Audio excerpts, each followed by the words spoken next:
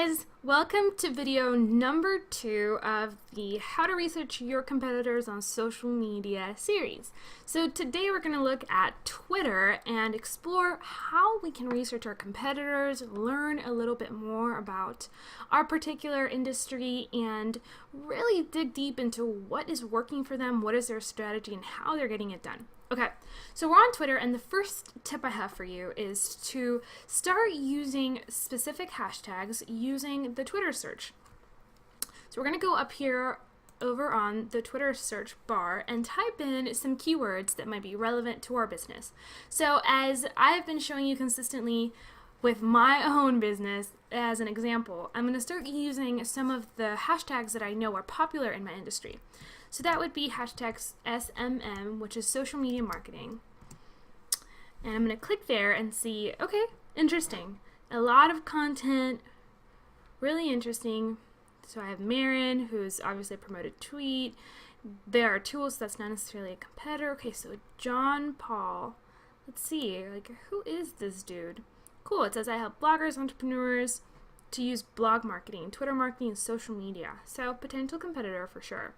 Now, if I feel like John Paul is someone I want to follow and kind of want to see what he's doing and what's really working for him, I'll just hover over here on this gear icon and just click on it, and I'm going to add or remove him from my list. Now, I'm definitely going to want to add him to a particular list, and since I already have a particular competitors list, I'm just going to click on that. But if you don't have any Twitter lists, all you have to do is click on Create a List, name the list. Alright, you can add a description if you want, but since we're going to have this list as a private list, no description is really needed. So save that list. Awesome, it's just going to show up on there. We already have him added. Wonderful. So you're going to go through the feed, do this as many times as necessary until you feel like you have found good competitors and have added them to your list.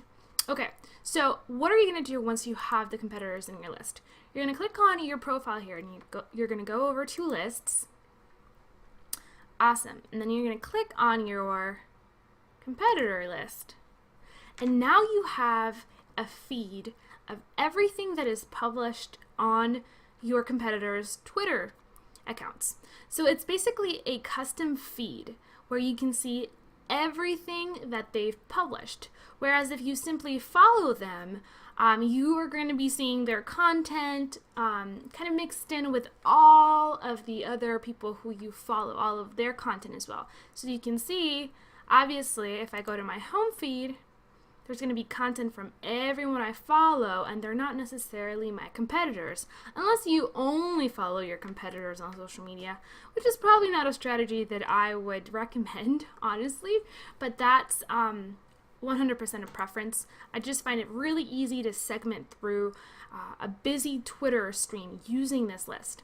So what I want you to do with the list is really, again, go in depth into what they are tweeting about. How often are they publishing? What type of content are they publishing? Is the content that they are publishing content that is being engaged with? Now, to see engagement on Twitter, you can just look at the numbers right here of retweets and the favorites. But if you want more information, just click on more. And this is just going to, expand. It's going to expand that tweet, and it's going to show you, okay, these are the people who have engaged with the post. Interesting. Don't be afraid to dig in, look at their profiles, and kind of understand what their overall strategy is. Do they post engaging photos?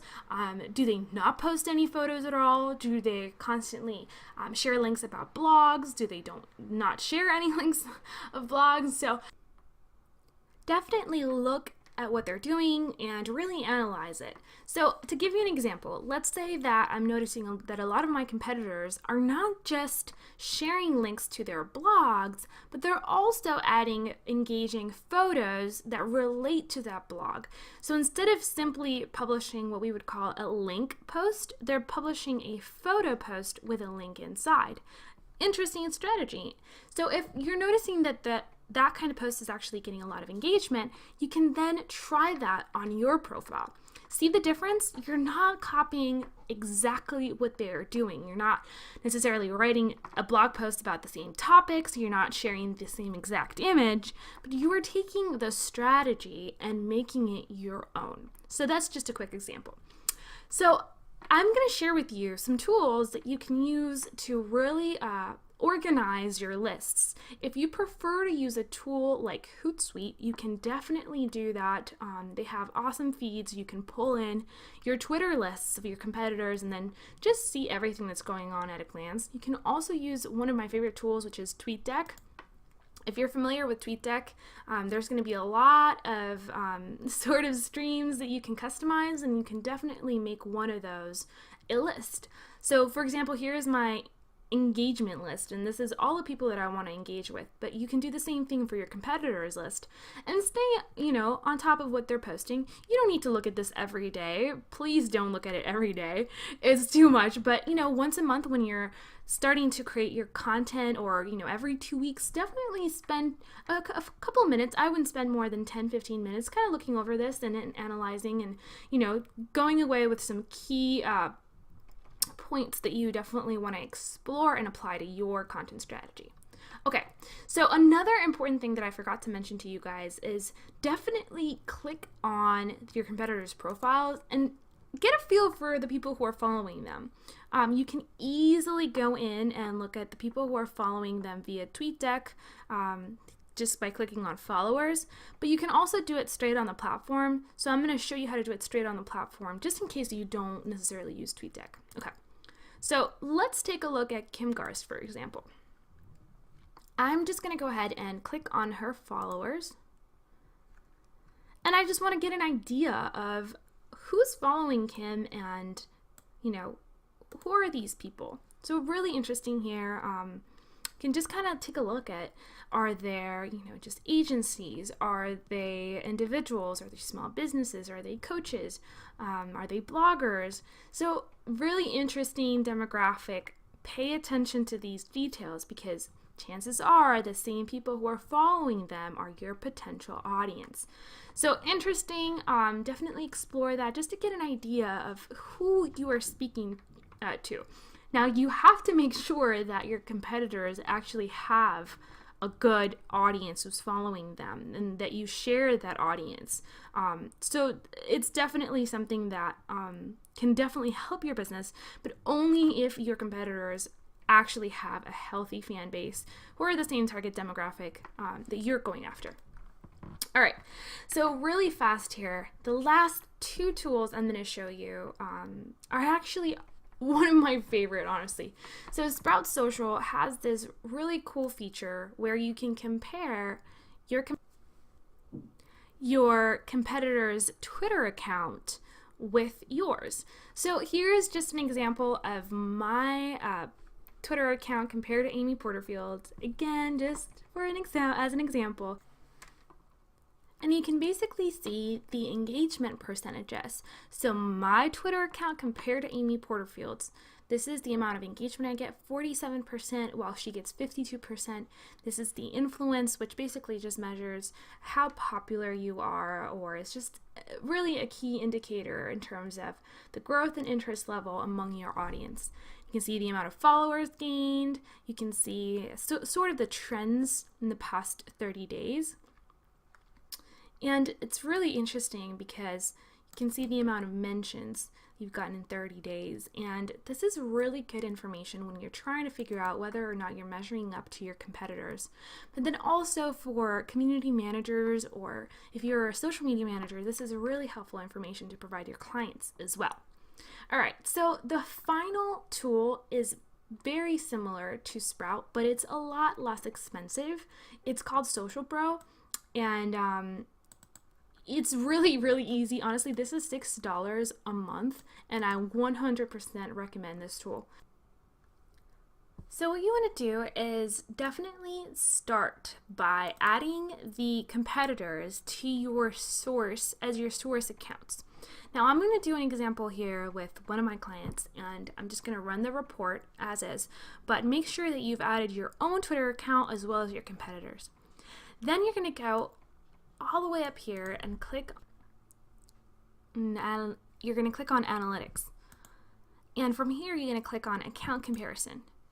So this report has already been created, but if you have to create a new one, all you would do is simply go here, click on New Comparison, select account number 1 against account number 2, and account number 3. Awesome. Click Compare, and then there's going to be a little button here that's going to say your account comparison report has been queued, and it should be ready. So awesome. Here it is. It is ready for us to check out, and I'm just going to click on it, and it's going to give me just massive amounts of information, guys. This info is so awesome. So basically it'll give you how often do they tweet per day, the ratio of engagement, as well as the amount of tweets, how long they've been on Twitter, the amount of followers they have, and how many people they're following. It's really interesting here. I wish I could show you all the data, but you can explore this on your own. Basically going to give you tons of information in terms of the followers, just evolution comparisons in terms of, you know, how the pages have grown over time, etc., etc., etc. Locations, I mean, I'm talking, this is crazy information. So really, really good info. Easy, simple way to compare your Twitter accounts to your competitors and get great feedback in terms of where your accounts are ranking in comparison to your competitors. So definitely valuable information. $6 a month, definitely worth it. So I hope this video was helpful to you. You're able to find your competitors, understand more of what your target demographic is looking for, implement new strategies that they might already be using and you haven't thought of before, and apply them to grow your own community over on Twitter. So I hope this video was helpful, and definitely leave me a comment below if you have any questions. I'll be more than happy to answer each and every one of those, and I'll catch you next time on another episode. Bye!